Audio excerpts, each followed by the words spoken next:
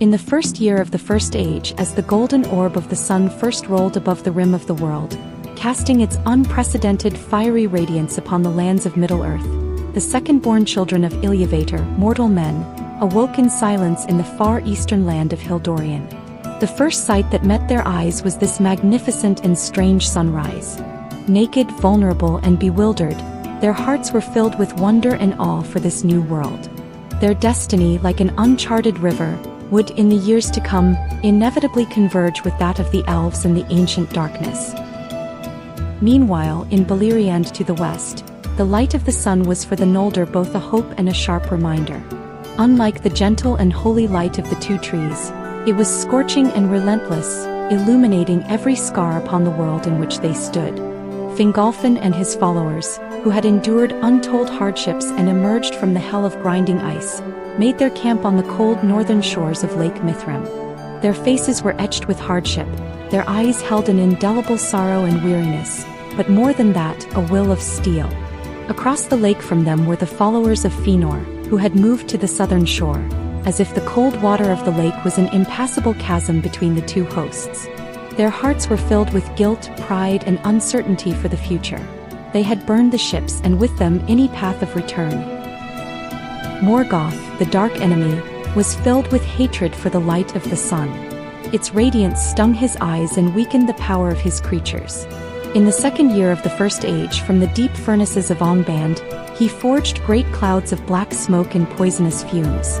The smoke, like living beasts, billowed into the sky, obscuring the new sun, and drifted south to shroud the region of Hithlum, where Fingolfin dwelt, in a perpetual gloom and cold. This was not merely a military action but a declaration of his will. He would turn this land into his own kingdom of darkness. The division of the Noldor, like a festering wound, threatened all their hopes of standing against their common enemy. The dawn of hope, however, came from a most unlikely place. In the 5th year, Fingon, the valiant eldest son of Fingolfin, could no longer bear the pointless standoff and the torment of his beloved friend Maedhros. Alone, with a resolve to succeed or die, he embarked on a desperate journey to Angband. He crept to the foot of the sheer cliffs of the Thangorodrim and heard the lament that Maedhros sang in his torment high above. But he could not climb the sheer rock face. In despair, Fingon drew his bow, willing to end his friend's suffering with his own hand rather than see him tormented further. He prayed to Manwë, king of the Vala, and his prayer pierced the clouds like an arrow.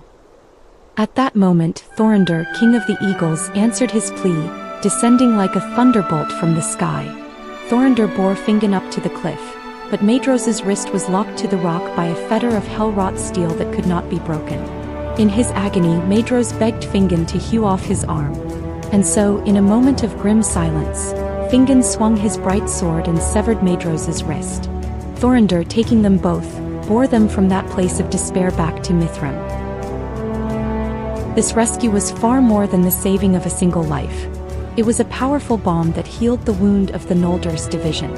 At the council of the elves that followed, Maedhros, weary in body and spirit but clear-eyed, begged for forgiveness before all for the rashness and betrayal of the House of Fëanor. More stunningly, he, as the eldest son of Fëanor and his rightful heir, publicly renounced his claim to the high kingship of the Noldor and yielded it to Fingolfin. This noble deed completely erased the enmity between the two hosts. Amidst the cheers of all the Noldor, Fingolfin became the undisputed High King. For the first time, the strength of the elves was truly united. The united Noldor began to explore outwards, planning their defense against Morgoth. In the 6th year, Angrod, son of Finarfin, was sent as an emissary and for the first time entered the girdle-protected kingdom of Doriath. He met the King Greymantle in the 1,000 caves of Menegroth and was awestruck by its splendor. However, Thingol, as the long-established lord of Beleriand, was wary of these powerful newcomers, though they were his kin. He sent a message back with Angrod, making it clear that the Noldor were not to settle freely in his lands and must respect the sovereignty of the Sindar. In the 7th year, the lords of the Noldor held a council, and Angrod delivered Thingol's decree. The sons of Fëanor, proud by nature, were displeased, but the wise Maedhros quelled their anger. He realized there was no profit in making an enemy of the Sindar. After the council, he led his 6 brothers and their followers and moved eastward into Beleriand. There they would face the greatest threat from Angband and establish a strong line of defense, known to history as the March of Maedhros. Their departure was both a strategic move and a gesture, showing they had no intention of contesting Fingal's rule over Beleriand. Over the next decade, the Noldor built fortresses and watchtowers in their respective lands, their power growing ever more consolidated. In the 20th year, to celebrate their hard-won peace and unity, High King Fingolfin held a great feast by the pools of Ivern in the south of Hithlum, known as the Merith Atterthad, the Feast of Reuniting. Nearly all the elven lords of Beleriand were in attendance. The sons of Fëanor came from their eastern march, Finrod and Orodreth from their newly built strongholds, and even Círdan the shipwright from the havens of the Falas and envoys from the green elves of Assyriand were present. On that day, the starlit pools reflected countless torches. Elves of different tongues sang together, and they swore oaths of eternal friendship and alliance against the darkness. It was a time of hope and glory, the highest point of the Noldor's exile. Yet beneath this semblance of peace, a deeper will was stirring. In the 50th year, Ulmo, Lord of Waters, who had never wholly forsaken Middle-earth, sent his power into the flowing waters and entered the dreams of two Noldoran princes. He sent Finrod a vision of vast caverns deep underground, warning him that the current peace was but temporary and that he must seek a secret place of strength that could withstand the final tide. He sent Turgon a vision of a green valley, encircled by mountains and hidden from the world. The two princes awoke from their dreams with a seed planted in their hearts, to find their place of destiny. In the 52nd year, Finrod journeyed to Doriath as a guest with his sister Galadriel. There, Galadriel met Celeborn, a kinsman of King Thingol, and they fell in love at first sight.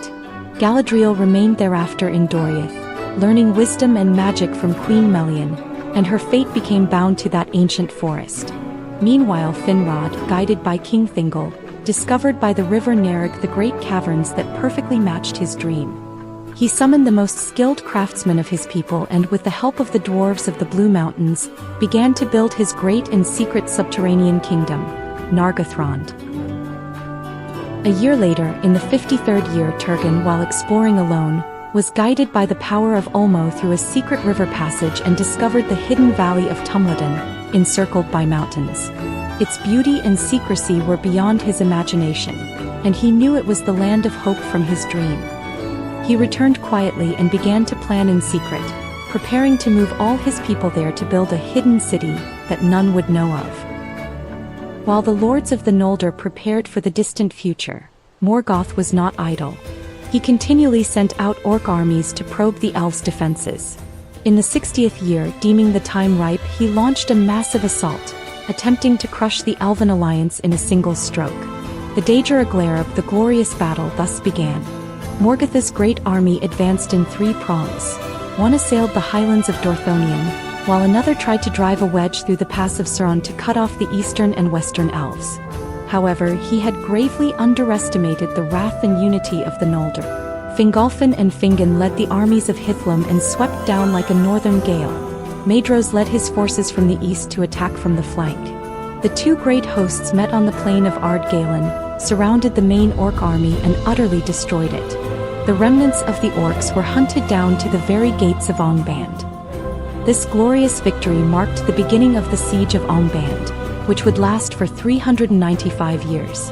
The Noldor established a tight watch and blockade around Angband, and no army of Morgoth could easily pass. In the pass of Cyrn, Finrod built the strong tower of Minas Tirith to serve as a watchtower for the western flank. A long peace came to Beleriand. The kingdoms of the elves prospered in the land, and their culture and crafts reached new heights. Yet all knew that this peace was built upon a besieged volcano. Deep underground, the dark enemy did not sleep. He was gathering his strength, breeding new and more terrible evils, and awaiting the day of his revenge. And the doom from the west that hung over the Noldor, like an unseen shadow, lay upon all their glory and achievements.